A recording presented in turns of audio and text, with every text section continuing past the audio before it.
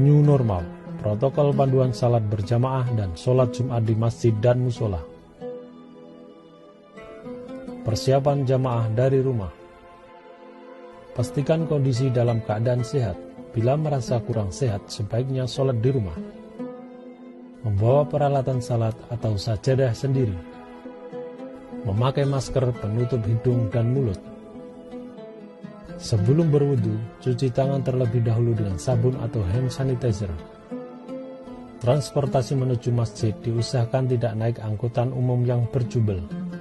Gunakan kendaraan pribadi atau jalan kaki mengikuti protokol kesehatan COVID-19. Jamaah dianjurkan membawa kantong plastik untuk membungkus sendal atau alas kaki agar bisa dibawa masuk. Dan ketika turun dari masjid atau musola tidak bersentuhan satu sama lain saat saling mencari sandal atau alas kakinya. Jamaah harus disiplin menjaga jarak atau shaf salat di masjid maupun musola. Saat jamaah tiba di masjid atau musola,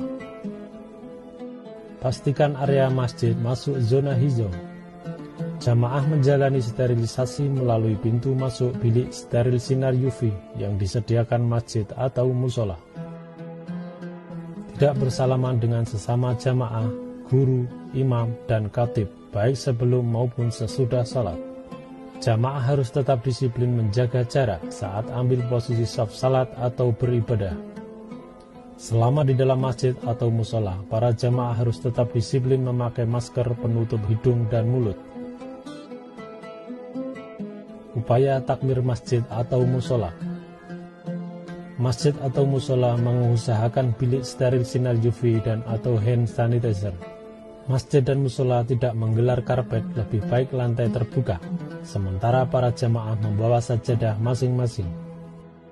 Lantai masjid atau musola agar selalu dibel dengan pembersih lantai dan disemprot dengan disinfektan, baik belum maupun sesudah salat Jumat.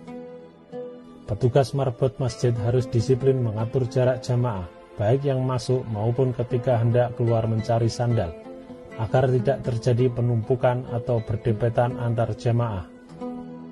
Takmir masjid atau musola hendaknya berkoordinasi dengan instansi terkait atau gugus tugas COVID-19 terdekat.